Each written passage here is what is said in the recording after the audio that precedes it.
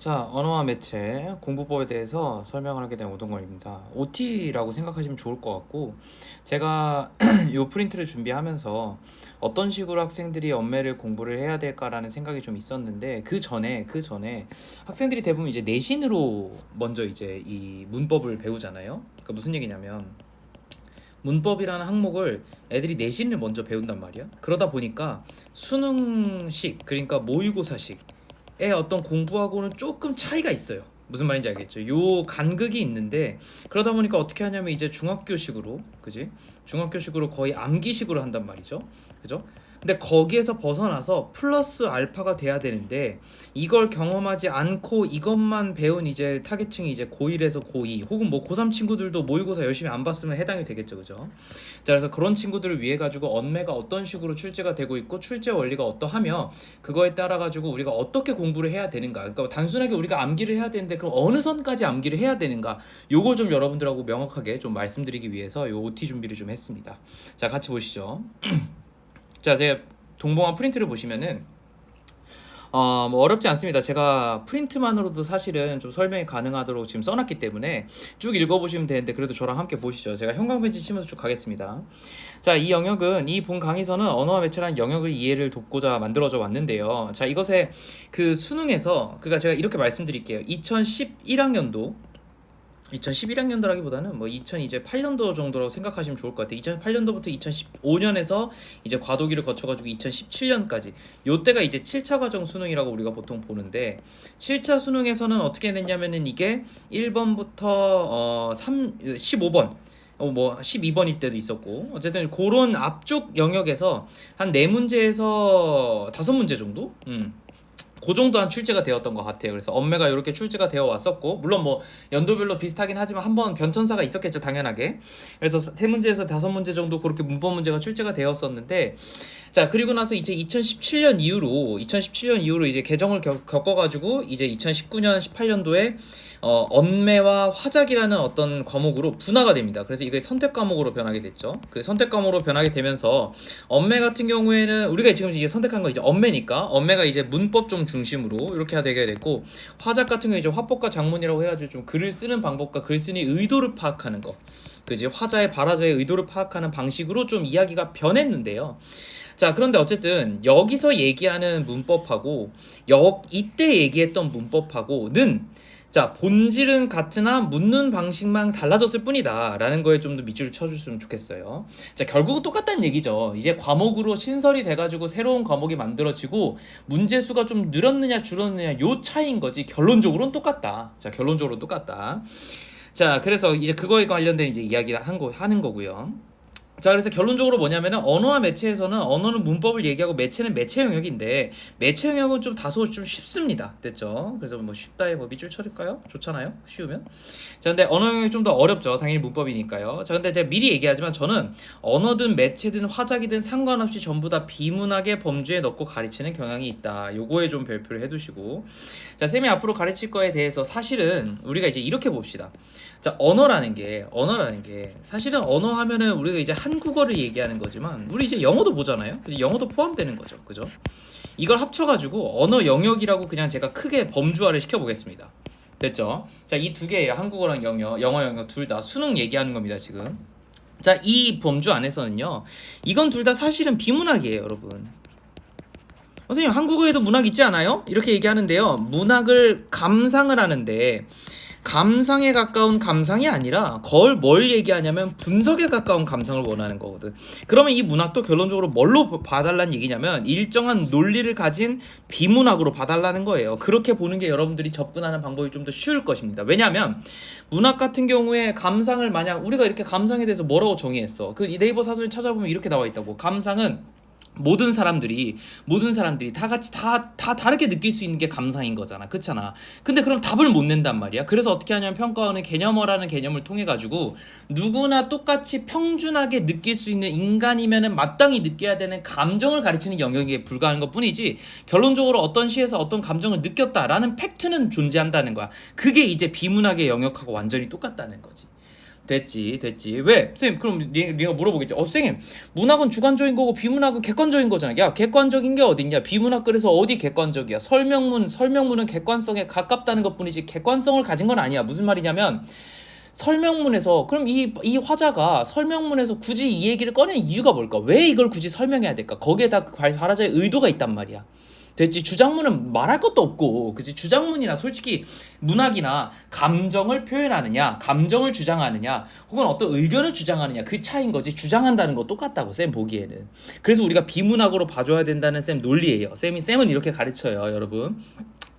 자, 그런데 그것과 마찬가지로 엄매나 화작 또한도 비문학의 범주로 보라는 거야. 자, 그 얘기는 뭐냐면 결론적으로 글을 분석하면은 어느 정도 문제가 무조건 풀린다는 거겠지, 그지? 그러면 글의 의도를 파악하란 얘기예요. 그 얘기는 맞죠? 자, 글의 의도를 파악한 얘기가 문법에 어떻게 적용되는지 제가 설명을 드리려고 합니다. 이해했죠? 그래서 이게 굉장히 중요한 포인트입니다, 여러분. 아시겠죠? 자, 그래서 배경 지식이 없이도 어느 정도는, 내가 어느 정도라 그랬어요. 이것만 보고 막 100% 가능한 거 아니에요? 이렇게 얘기하는데 어느 정도는이야. 어느 정도는 문제풀이가 가능하다는 거고, 이게 왜 가능한지, 그럼 내가 어디까지 문법을 외워야 되는지 좀 더 설명을 해볼게요. 자, 본질은 같다고 이때 쌤이 설명을 했는데 7차 교육 과정에서 수능과 현재 수능의 차이점은 언어와 매체로 문법 문제를 따로 묶어서 출제하는 거 아니냐의 차이일 뿐 결국 출제했다는 면에선 동일하고 문제 유형 또한 거의 유사합니다. 약간 변한 게 있는데요. 문제 유형에서 어쨌든 본질적으로 이 지문이 물어보고자 하는 건 똑같아요. 옛날에 7차 교육 과정에서는 소위 이제 1타 강사님들이 문법은 몰라도 비문학이나 지문의 해석력으로 문제를 풀 수 있다고 얘기를 하셨고 실제로 그게 가능했어요. 왜 그게 가능했냐면 몇 문제 안 나오고 막 두 문제 나올 때도 있었고요. 한때는 네 문제 다섯 문제 나와봤자 그게 막 난이도가 쉽다 보니까, 그러니까 문법이라는 이유만으로 애들이 못 푸니까 난이도를 쉽게 냈어요, 옛날에는. 그래서 그러다 보니까 학생들이 이제 오히려 이걸 이제 문법 공부를 안 해도 비문학으로 어느 정도 풀렸단 말이지, 그지? 자, 그래서 고등 내신 정도의 이 지식만 있으면은 어느 정도로 가능할 것으로 저희는 얘기를 하고 있는데요. 물론 당연히 엄매를 100점 맞기 위해서는 지금 이제 전문 영역으로 선택 과목으로 바뀌었기 때문에 100점을 맞기 위해서는 이거 가지고는 사실 부족해. 이거보다 조금 더 한번 정리는 해야 돼. 무슨 말이냐면 내신 끝나고 나서 그럼 이제 뭐 아마 고2 1에서 고2 정도에 아마 내신이 끝날 건데 이러고 나서 그냥 바로 고3 가가지고 공부 안 하고도 볼 수 있다 이 얘기가 아니고 고3 때 한번 문법 정리를 해줘야 된다 이 얘기예요. 난 지금 그 얘기를 하고 있는 거예요. 까먹으니까. 자, 그래서 현행 수능도 동일하게 지문으로 푸는 게 가능하고, 자, 물론 문법을 모른다면 시간이 오래 걸리기 때문에 비문학, 문학, 엄매 등의 어떤 시간 내에 풀 수가 없으면 당연히 점수도 안 나오겠지. 그렇지만 시간이 무한하다는 전제하에서는 풀 수가 있어. 내가 무슨 얘기를 하는 거냐면 현행 수능은요 시간 내에 푸는 거를 굉장히 강조하고 있어요. 쌤 당연한 소리 하는데 그게 무슨 말씀이시죠? 라고 물어보면요, 지금 현재 이 수능은 현재 현행 수능을 얘기하는 거예요. 영어든 국어든 상관이 없습니다, 여러분. 둘 다 시간이 무한하면 무조건 풀어요. 무조건 푸는데 시간을 끄는 작전을 쓰고 있어요. 됐죠? 이게 지금 요 영어 영역이 절대평가로 바뀌면서부터 수능이 가지고 가는 기조 중에 하나예요. 어떻게 한다고? 시간을 끌게 하는 거야. 그러니까 텍스트의 내용이 어려운 게 아니고 텍스트를 꼬아요.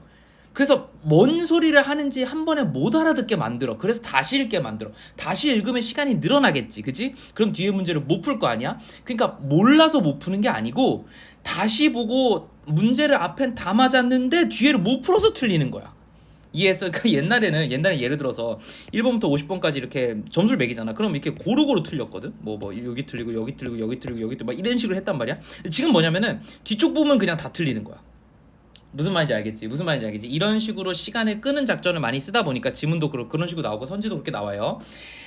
자, 그러다 보니까 그런 거지. 만약에 시간이 무한하다고 하면은 대부분 학생들이 엄매를 배경 지식이 없어도 문제를 풀 수 있습니다. 됐죠? 자, 그렇게 보시면 좋을 것 같아요. 자, 중요한 건 그래서 뭐다? 해석력이다. 요거에 좀 별표를 좀 쳐놓을까요? 쌤이 항상 언어 영역이나 영어 영역에서 가장 강조하는 게 뭐냐면은 단순 암기보다는 해석력에 조금 더 치중을 두셔야 된다. 여러분의 해석력을 보셔야 돼요. 라는 얘기를 하고 있습니다. 됐죠? 그래서 우리가 보기를 쌤하고 어떻게 분석을 해야 되는지를 한번 봐야 되는데요. 자, 커리큘럼 미리 벌써 말씀드리면은 요렇게 나갈 거예요. 자, 처음에는 일단 저도 마찬가지로 문법과 관련된 기본적인 어떤 지식들을 전달할 겁니다. 이게 이제 거의 내신식이겠죠, 그죠? 내신식의 어떤 개념들을 정리한 다음에 그 다음에 이제 문제를 풀면서요, 문제풀이를 할 때는 내신식의 문제를 처음에 이제 기초 문제로 제가 잡고 갈 거고요. 그 다음에 이제 중3급 이제 어느 정도 숙달이 되게 되면은 요게 이제 모의고사 문제를 갈 건데, 그 모의고사 문제에 나오는 이 선지 자체, 그러니까 보기 자체를 갖다가 분석을 할 예정이에요. 그리고 이게 조금 더 시간이 지나면은 여기 있던 보기뿐만 아니라 선지, 그러니까 1, 2, 3, 4, 5번 있죠? 그걸 선지라고 하는데, 여기 있는 것들이 왜 이런 식으로 답을 냈고 왜 이것은 오답이고 오답에 쓰인 그 단어는 왜 나왔는가에 대해서 같이 분석하는 시간이 있을 겁니다. 됐죠? 요렇게까지 해야지 수능이 완성되는 거예요, 여러분. 그리고 일부 학교에서는 내신임에도 불구하고 요런 문제들을 출제하기 때문에 어려운 거예요. 이해됐죠? 결국 모의고사식으로 낸다는 거야. 근데 이게 일반 학교들에서도 저희는 학교 문제 쉬워요, 내신식으로밖에 안 낼 거예요, 이렇게 한다고 하더라도 변별력을 기르기 위해서 한 문제나 두 문제 정도는 이렇게 반드시 출제할 거거든요. 그러니까 내 눈에서는 되게 별거 아닌 거야. 그냥 기초적인 지식을 물어보는 거 아니면은 모의고사로 내가 지문을 분석해야 되는 거고, 이거는 언어 영역에서 당연한 건데, 학생들은 어떻게 생각하냐면은 내신만 공부한 친구들 특히 쌤 저는 기본적인 어떤 지식을 물어보는 것밖에 못해요. 그러니까 모의고사 문제가 나오면은 이걸 어떻게 해야 되는지조차 모르는 거지. 이해됐지? 그래서 거기서 문제가 생기니까 언어 영역은 단순 암기가 아닙니다, 여러분. 계속 반복하지만 무조건 해석력이에요. 알겠죠? 그래서 그걸 조금 더 집중해서 보는 걸 저하고 한번 공부하게 될 거예요. 자, 그래서 문제를 한번 통해서 보시죠. 자, 2023학년도 6월 평가원의 언매 1번 문제인데요. 내가 의문을, 이제 첫 단원이 이제 의문이잖아, 우리가 공부하는 게. 그래서 의문 문제를 찾으려고 진짜 부단히 노력했는데 이게 가장 쉬웠어, 그나마. 이게 가장 지문의 길이가 길고 그나마 쉬웠어요. 지문의 길이가 길다는 건 여러분 이렇게 생각하시면 돼요. 지문의 길이가 길다. 이 길다. 지문이겠지, 그지? 지문이 길다는 건 뭐냐면은 여러분들이 시간을 잡아먹는다는 소리겠지, 시간이 많이 든다는 소리겠지. 그래서 어떠냐면 난이도는 쉽습니다. 난이도가 쉽다는 얘기는 뭐죠? 설명을 많이 해준다는 얘기예요. 설명을 많이 해준다는 얘기는 뭐예요? 정보가 많다는 얘기입니다. 이해됐죠? 그래서 내가 이걸 찾은 거야. 이거를 푸는 학생 입장에서는 이게 제일 짜증나지. 그지? 짜증 나겠지 당연히. 근데 선생님 입장에서는 이 지문으로 가르칠 게 많은 거야. 이해됐지? 그러면 사실 학생들도 선생님의 눈으로 봐야 되잖아. 출제자의 눈으로 봐야 되니까 사실은 여기서 배울 게 많네로 인식을 전환하셔야 돼요. 무슨 말인지 알겠죠? 자, 같이 볼게요. 그래서 내가 이걸 찾느라고 진짜 고생했어요. 자, 근데 멀리 있지 않았지, 그지? 지문이 바로 있어가지고 좋았어잉. 자, 보자. 의문은 단어의 뜻을 변별하는데 사용되는 소리로 언어마다 차이가 있대요. 자, 언어마다 차이가 있다고 하니까 아마도 영어나 러시아어나 이런 거 우리 주변에서 이제 흔히 볼 수 있는 그런 언어들의 구분을 할 것 같아요. 그래서 영어에서는 이렇게 나오죠, 뒤에. 자, 이건 별거 아니고. 자, 국어에서는 음운으로서 시옷과 쌍시옷을 구분하지만 영어에서는 구분하지가 않는데요. 그러면은 일단 소리로 음운이라는 것은 언어마다 차이가 있다. 일단 밑줄을 쳐놓을게. 이게 주요 정보인 것 같아. 나 지금 비문학 읽듯이 하는 거야. 자, 그리고 음운은 실제로 발음되기 위해서는 발음의 최소 단위 음절을 이루어야 되는데 음절의 구조도 언어마다 다르대요. 자, 국어는 한 음절 내에서 모음의 앞이나 뒤에, 자, 국어는 이게 아마 시험 문제로 나올 것 같지, 각각 최대 자음 하나만 둘 수 있지만 영어는 맘대로 해도 상관이 없어요. 됐죠? 자음군이. 그러니까 자음군이라는 거는 여러 개란 얘기거든. 여러 개가 같이 올 수가 있다는 얘기야. 그러니까 우리는 자음이 하나밖에 못 오지만 영어는 자음이 여러 개가 올 수 있다라는 거네. 그지? 자, 그런데 음운과 음절에서 우리가 이제 공부를 하면 좀 알게 돼요. 음운과 음절은 결론적으로는 음운이 합쳐져서 음절이 되는 거니까 어떤 단어 하나하고 어떤 단어가 맞붙었을 때 소리가 달리 난다니까 결국 음운의 변동이거든. 이해됐지? 그럼 음운의 변동에서 최대 각각 하나의 자음이 올 수 있다. 이 얘기가 뭐냐면 음절 끝소리 규칙이겠지. 이해되니? 그러니까 이게 이런 거야. 이 지문만으로도 사실은 풀 수가 있는데 음운과 관련돼 가지고 전체적인 틀을 이해하고 있으면은 문제를 풀기가 훨씬 쉬워진다는 거지. 얘는 음운의 변동을 얘기할 거구나 라는 걸 처음에 얘기하고 있는 거예요. 이 지문 분석할 때 음운의 변동이 있다, 국어는. 영어는 근데 없다, 이런 얘기겠지, 그지? 자, 이걸 분석해 내셨어야 돼. 자, 그래서 의문은 그 자체로 뜻이 없고 의문이 하나 이상 모여야지 의미의 최소 단위 형태소가 된대. 요거 밑줄 쳐놓을게. 정의들은 무조건 밑줄이야. 자, 그리고 이것은 형태소를 결합해가지고 단어를 만들고 하는데 형태소가 만나는 경계에서 이 경계가 의문의 변동이었어. 의문이 다양하게 배열되고 발음이 결정되는데 결국 의문의 변동은 발음과 관련된 문제라고 쌤이 수업했어요.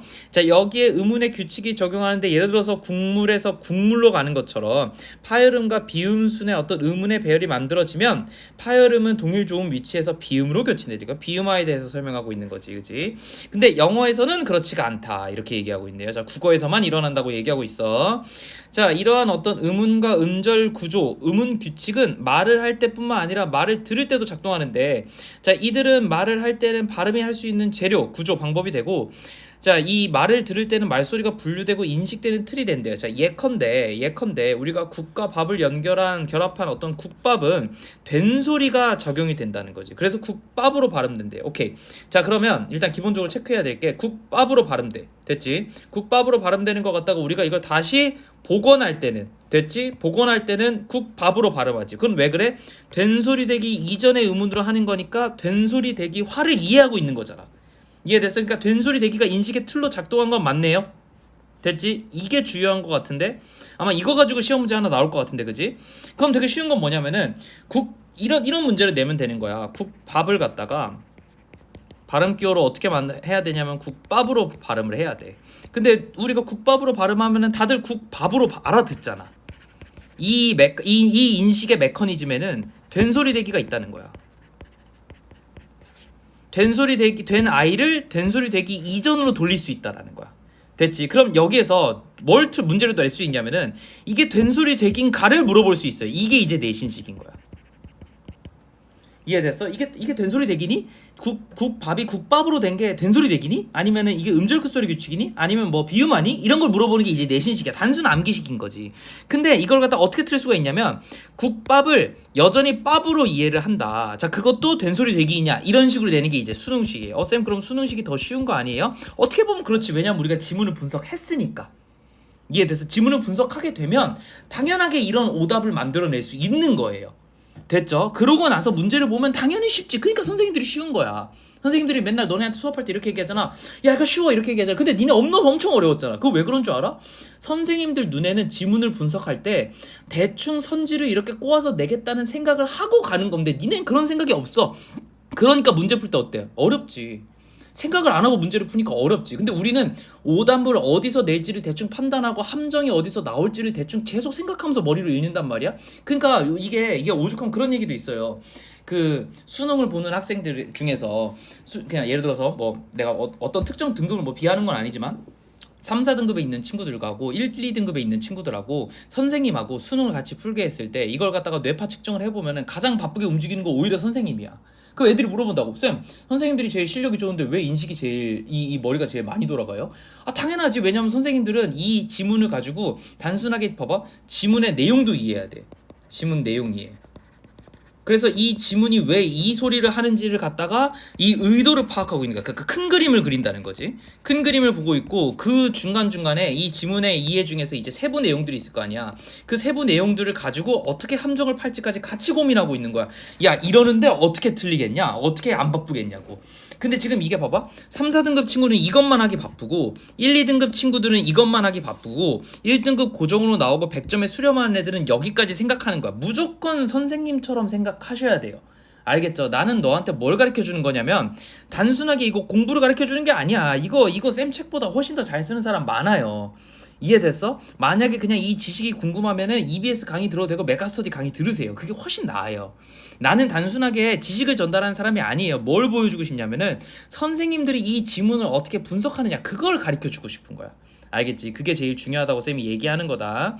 자, 그래서 요 지문을 갖다가 어떻게 분석을 했냐면 지금 봐봐. 쌤이 내가 중요하다고 아까 밑줄 쳤던 거 있지? 그게 지금 해설에도 정확하게 지금 그 봐봐. 지문에 내가 지금 빨간 펜으로 친 거 있잖아. 그게 내가 지금 분석한 거랑 똑같다고. 이해됐어? 똑같다고. 한번 봐봐. 자, 국어는 아까 내가 뭐라 그랬냐면 한 음절 내에서 모음의 앞에는 이거 내가 시험에서 중요하다고 얘기했지. 자, 1번 문제 봐봐. 자, 국어의 음절 구조의 특징을 고려하면 목이라는 발음에서 음운이 탈락하는 것을 이해할 수가 있겠고, 그치? 원래 기역 시옷이었는데 지금 기역만 나왔어. 그럼 뭐야? 시옷이 탈락됐지. 이거 왜 그래?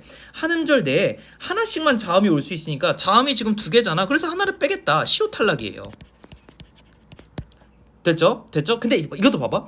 음운이 탈락하는 것을 이해할 수 있겠군 해서 이걸 갖다가 어떻게 꼬우면 내신식이냐면 탈락이 아니고 이걸 갖다가 뭐 합성, 이런 식으로 바꾸게 되면 이거는 뭐라고? 그러면 봐봐.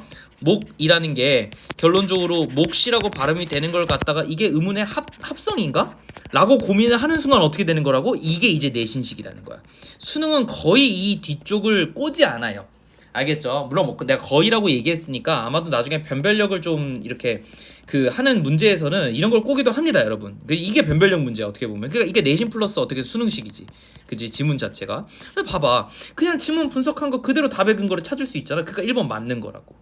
이해됐죠? 2번 보세요. 자, 리을은 그 자체로 뜻이 없다. 아까 뭐라고 그랬냐면 의문 자체는 뜻이 없다고 했어요. 됐죠? 위에 어디 있었어요? 아까 내가 얘기하고 갔는데. 여기 있네.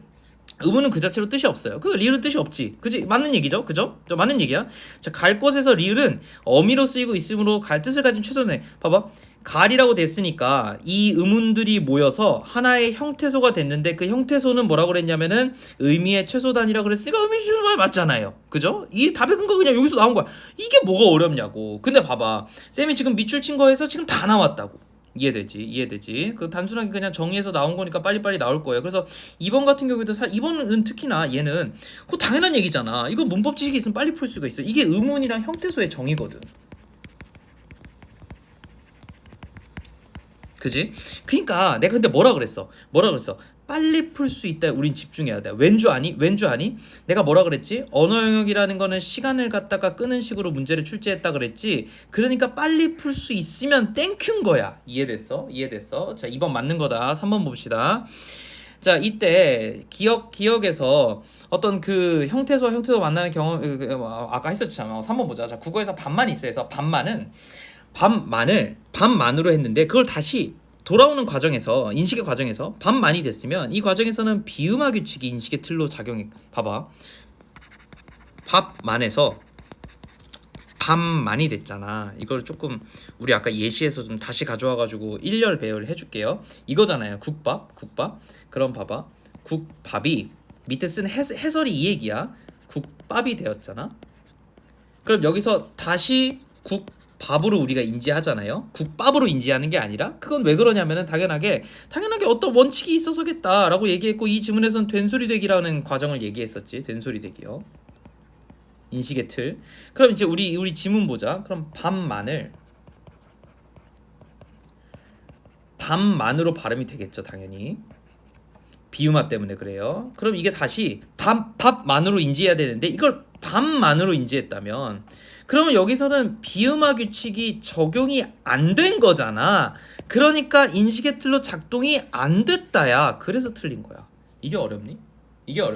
요렇게 그려볼 수만 있으면은 별거 아니지 않아? 무슨 얘기냐면은 이거 봐봐. A가 B로 발음됐는데 다시 A로 인지하는 거는 C라는 원칙 때문이야. 쌤 밑에다 적어놓은 해제가 이거예요. 여기 적어놓은 게 여기. 자, 근데 지금 우리 지문은 왜 틀렸냐면은 A가 B로 됐는데 B로 인지했으니까 C라는 어떤 원칙이 적용이 안 됐다가 맞는 건데, 그러니까 안 됐다가 맞는 건데 안 됐다가 와야 되는데 됐다가 왔으니까 틀린 거라고. 이게 어려워? 근데 봐봐. 야, 된소리대기랑 비음화가 우리가 내신에서 겁나 외우는 거잖아. 근데 이게 문제의 답이었어? 아니라고. 그리고 아까 내가 분석하면서 뭐라 그랬어? 이거 가지고 분명히 장난칠 거라고 얘기했지. 나왔잖아. 쌤 이렇게 얘기하지. 쌤은 이거 문제가 뭔지 알고 지금 나한테 설명하시는 거니까 그런 거 아니에요. 야, 내가 무슨 너 가지고 장난치겠냐, 그지? 당연히 아니지.